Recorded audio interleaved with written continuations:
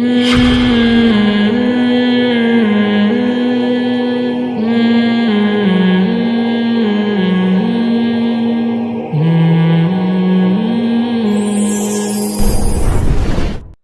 اصل بات جلدی میں سمیٹتا ہوں کہ دیکھو ہر ایک کا کوئی نہ کوئی خدا ہوتا ہے. تو قرآن کہہ رہا ہے بہت سے لوگوں کا خدا ان کی چاہتیں ہیں, چاہت خواہشات کا پورا ہونا.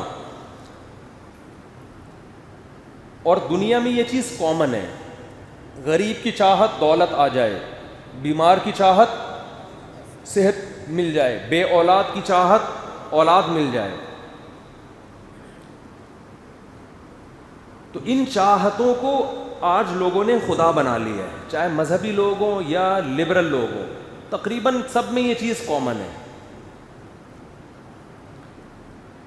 اس کا نقصان کیا ہوتا ہے؟ دیکھو غلط چیز کو خدا بناؤ گے تو کبھی سکون ملے گا؟ چاہتیں ایسی چیز ہیں جو کبھی بھی پوری نہیں ہوتی. اس کی سب سے بڑی دلیل یہ ہے کہ غریب کو دولت کی اتنی چاہت نہیں ہوتی, بیمار کو صحت کی اتنی چاہت نہیں ہوتی, اور بدصورت کو خوبصورت بننے کی اتنی چاہت نہیں ہوتی, کنوارے کو نکاح کی اتنی چاہت نہیں ہوتی, بے اولاد کو اولاد کی اتنی چاہت نہیں ہوتی جتنی کسی مرتے ہوئے آدمی کو زندگی کی چاہت ہوتی ہے. انسان کی سب سے بڑی چاہت کیا ہے؟ زندگی اور حیات. زندگی سب سے بڑی چاہت ہے انسان کی. ہر چیز پہ انسان کمپرومائز کرتا ہے مگر زندگی پہ کمپرومائز بولو نہیں کرتا. اگر کمپٹیشن ہو نا کہ پیسہ چاہیے یا زندگی چاہیے تو ہر آدمی کیا کہے گا؟ بھائی پہلے زندگی ہے. تو آپ بتاؤ کہ آپ کی زندہ رہنے کی چاہت پوری ہوتی ہے؟ بولتے کیوں نہیں بھائی. تو جس چاہت کو خدا بنایا ہوا ہے زندہ رہنے کی چاہت, وہ جب پوری نہیں ہوگی تو باقی چاہتیں کہاں سے پوری ہوں گی؟ اس کا نقصان یہ ہوتا ہے کہ جب آپ نے غلط چیز کو چاہت بنایا, پھر اس چاہتوں کے پیچھے اپنی صلاحیتوں کو انسان برباد کر لیتا ہے اور بالآخر نتیجہ زیرو. ایک خاتون آئی اپنے بیٹے کے ساتھ بیان کرنے لگیں, چند دن پرانی بات ہے, کہ میرے گھر میں یہ حادثہ ہو گیا, میرا شوہر کا انتقال ہو گیا, میرے بیٹے کا انتقال ہو گیا, میرا ایک بیٹا معذور ہو گیا, میرے فلاں کے ساتھ یہ ہو گیا. باقی بیچاروں کے بڑے غم, تو رو رہی تھی اللہ ان کی اس ٹینشن کو ختم کرے. روئے جا رہی ہیں روئے جا رہی ہیں روئے جا رہی ہیں, غم تھا بہرحال, یہ تو جس پہ گزرتی ہے اسی کو پتہ ہوتا ہے. اب میں ان کو کیا کہتا؟ اب وہ وظیفہ پوچھنے آئیں. میں نے کہا دیکھیں آپ کے غم کا علاج وظیفوں میں بولو نہیں ہے, وظیفوں میں نہیں ہے. آپ کے غم کا علاج تو قرآن نے بیان کیا, اذا اصابتهم مصیبۃ قالوا انا للہ وانا الیہ راجعون. ختم. اللہ نے ایسی ٹیبلٹ کھلا دی ہے, ایسا ٹیکہ لگا دیا ہے, ٹینشن کیا ختم. فرمایا ہمارے نیک بندوں کو جب مصیبت پہنچتی ہے تو کہتے ہیں انا للہ, ہم کس کے بندے ہیں؟ ہمارا معبود یہ چاہتے نہیں ہیں کہ شوہر بھی نہ مرے, بیٹا بھی نہ مرے. یہی ہوا نا ان خاتون کے ساتھ کہ شوہر کا بھی انتقال ہو گیا, اچانک جوان بیٹے کا انتقال ہو گیا, پھر ایک بیٹا معذور ہو گیا. تو اب چاہت کیا ہے کہ یہ معذور نہ رہے, وہ بیٹا زندہ ہو جائے, شوہر نہ مرے, یہی چاہتے ہیں نا. تو اللہ فرماتے ہیں ہمارے نیک بندوں کو جب کوئی غم پہنچتا ہے تو کہتے ہیں انا للہ, ہم اللہ کے غلام ہیں, ہماری چاہت اللہ کی رضا کا حصول ہے, ہمارا خدا اللہ ہے. یہ چاہتیں بولو نہیں ہیں. ہماری زندگی کا, عورت کی زندگی کا مقصد یہ ہے ہی نہیں کہ شوہر نہ مرے, یہ مقصد ہی نہیں ہے. یا مرے تو بڑھاپے میں مرے. عورت کی زندگی کا مقصد یہ ہے ہی نہیں کہ جوان بیٹا زندہ رہے. نہ نہ, یہ خواہش تو ہے, چاہت تو ہے, لیکن اس چاہت کو خدا نہ بناؤ کہ اگر یہ چاہت پوری نہیں ہوئی تو زندگی کا مقصد ہی فوت ہو گیا. نہیں بھائی, یہ اتنی ویلیویبل چاہت نہیں ہے. یہ قرآن کہہ رہا ہے انا للہ, نیک بندے کہتے ہیں ہم کس کے غلام ہیں؟ اللہ کے. اس کو ہم پہ تصرف کا حق ہے, وہ چاہے تو ہماری چاہت پوری کرے, چاہے تو پوری نہ کرے. اور وہ اللہ اب بھی موجود ہے. شوہر تو مر گیا, بیٹا بھی مر گیا, لیکن جس کے لیے دنیا میں آئے تھے وہ کیا ہے؟ زندہ ہے یا نہیں ہے؟ تو وہ تو ابھی بھی ہے, اس کو تو ابھی بھی راضی کر سکتے ہیں. اور آگے وَإِنَّا إِلَيْهِ رَاجِعُونَ, ہم نے جانا بھی کس کی طرف ہے؟ اسی کی طرف. شوہر پہلے چلا گیا, ہم اگلی گاڑی سے آ رہے ہیں. بیٹا پہلے چلا گیا, ہم اگلی فلائٹ ہماری ہے. میں نے ان کو مثال دی, میں نے کہا آپ پشاور جا رہے ہوں اور آپ نے بھی جانا ہے, آپ کے میاں نے بھی جانا ہے, میاں پہلے پہنچ گئے, آپ نے کہا چلو ہم اگلی گاڑی سے آ رہے ہیں, اس میں اتنی ٹینشن لینے کا؟ بولتے کیوں نہیں ہے.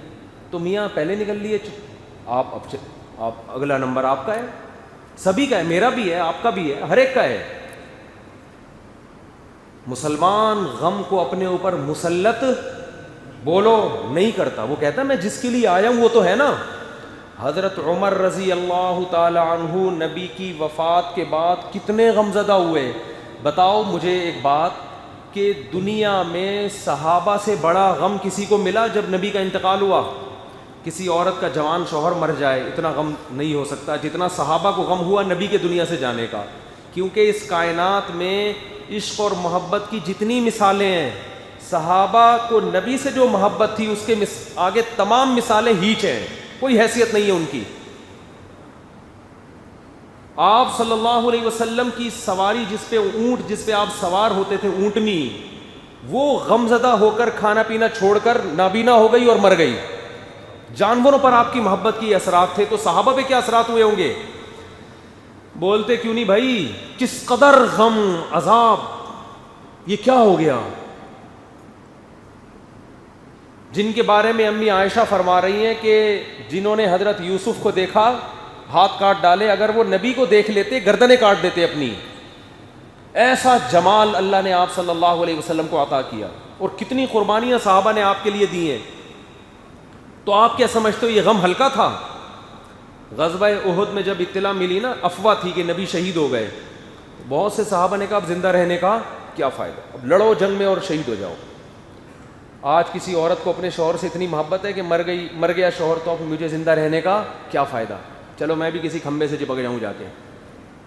ہے بھائی, ہوتی ہے محبت, نہ شوہر کو اتنی بیوی سے, نہ بیوی کو اتنی شوہر سے. کہتے چلو وہ مر گیا, چلو ہم تو تھوڑی سی تسلی, ہم تو نہیں مرے نا. جوان بیٹا مر جائے تو کوئی عورت چاہے گی میں بھی مر جاؤں, وہ کہیں گی نہیں میں نہیں مروں. لیکن صحابہ کی کیا حالت تھی غزوہ احد میں کہ جب اطلاع ملی نبی شہید ہو گئے تو بعض نے کیا کہا, اب زندہ رہنے کا کیا فائدہ. خودکشی نہیں کی بھائی, میدان میں ایسے لڑو کہ شہید ہو جاؤ بس. تو آپ بتاؤ کتنا بڑا غم صحابی رسول کو لگا ہے. رسول اللہ صلی اللہ علیہ وسلم کی جب موت واقع ہوئی تو حضرت عمر تلوار لے کے کھڑے ہو گئے کہ یہ لفظ نہیں سنوں گا میں کہ نبی کا انتقال ہوا, گردن اڑاؤں گا میں اس کی. جب انسان کو کسی سے بے پناہ محبت ہوتی ہے تو اس کی موت کی خبر کی کڑواہٹ وہ برداشت نہیں کرتا. اور عمر جیسا قوی القلب, مضبوط دل والا آدمی, کمزور دل کے لوگ تو ہوتے ہیں ایسے, مضبوط دل, اتنا مضبوط دل, لیکن کہہ رہے ہیں یہ نہیں سنوں گا میں کہ نبی کا انتقال ہو گیا, گردن اڑاؤں گا میں اس کی. تو اس سے بڑا غم دنیا میں کسی نے نہیں دیکھا. حضرت فاطمہ رضی اللہ تعالی عنہ نے شعر پڑھا, صبت علی مصائب لو انہا صبت علی الایام سرن لیالیا, کہ آج مجھ پر مصیبتوں کے جو غم ٹوٹے ہیں, بہے ہیں, سب کا معنی ہوتا ہے پانی انڈیلنا, مصیبتیں پڑی نہیں ہیں بلکہ ایسا جیسے بالٹیوں سے غم کسی نے میرے اوپر بھر بھر کے ڈال دیے ہوں, کہ یہ غم کے دریا اگر دن پہ پڑتے تو دن رات کی سیاہی میں تبدیل ہو جاتا, دن اپنی روشنی کھو دیتا, اتنا غم. لیکن اس غم میں بھی حضرت ابو بکر حوصلہ دے کے فرما رہے ہیں کہ یہ غم اللہ کو محبوب, یعنی اس غم میں جو حواس باختہ ہو رہے ہو یہ اللہ کو محبوب نہیں ہے, صبر کرو صبر. اور صبر کے لیے کیا فرمایا, یا ایھا الناس من کان منکم یعبد محمدا فإن محمدا قد مات. اے لوگو اگر تمہارا معبود محمد صلی اللہ علیہ وسلم تھے, اب دیکھو معبود کا لفظ سمجھ میں آ رہا ہے, خدا, گاڈ, الہ, اگر تم نے معبود نبی کو بنا لیا تھا تو یاد رکھو نبی پر موت واقع ہو چکی ہے. کیا مطلب؟ اگر تم نے نبی کو گاڈ بنایا ہوا تھا, معبود بنایا ہوا تھا, تو یہ غلط کیا تھا تم نے. تمہاری حالت کو دیکھ کے لگ رہا ہے کہ جو تم حواس باختہ ہو گئے اور کہہ رہے ہو کہ میں یہ خبر سننا نہیں برداشت کروں گا کہ نبی کی موت واقع ہوئی, جو یہ کہے گا آپ پر موت واقع ہوئی میں گردن اڑا دوں گا, یہ جو تمہاری کیفیت ہے اس سے تو گویا حقیقت میں ایسا نہیں ہے. گویا لگ رہا ہے کہ تمہارا معبود اللہ نہیں ہے بلکہ کون تھے؟ محمد صلی اللہ علیہ وسلم. تو فرمایا کہ فإن محمدًا قد مات, تو یقین کر لو محمد صلی اللہ علیہ وسلم کی موت واقع ہو چکی ہے, پھر تمہارا غم ٹھیک ہے. لیکن من کان منکم یعبد اللہ فإنہ حی لا یموت, اور جس کا معبود اللہ ہے, خدا ہے, وہ آج بھی زندہ ہے, اس پر موت واقع نہیں ہوگی. بتا دیا کہ ہم محمد صلی اللہ علیہ وسلم پر جو ایمان لے کر آئے ہیں اور آپ سے جو ہمیں محبت ہے وہ کس کے لیے ہے؟ اللہ کے لیے. تو وہ اللہ تو اب بھی موجود ہے. یہ بات وہ زبان کر رہی ہے جو نبی سے محبت میں سب سے آگے. تو میرے بھائی, جب صحابہ کو اپنے محبوب ترین شخصیت کے بچھڑنے پر, اتنے غمزدہ ہونے پر ابو بکر ملامت کر رہے ہیں, تو عورت کا جوان شوہر مر گیا اس پہ غمزدہ, جوان آدمی کی جوان بیوی مر گئی, جوان بیٹا مر گیا, جوان ابا چلے گئے, یہ ہو گیا وہ ہو گیا. پھر اگر آپ حواس باختہ ہو رہے ہو, اس کی علامت آپ نے خدا کو چھوڑ کر ان کو اپنا معبود بنایا ہوا ہے.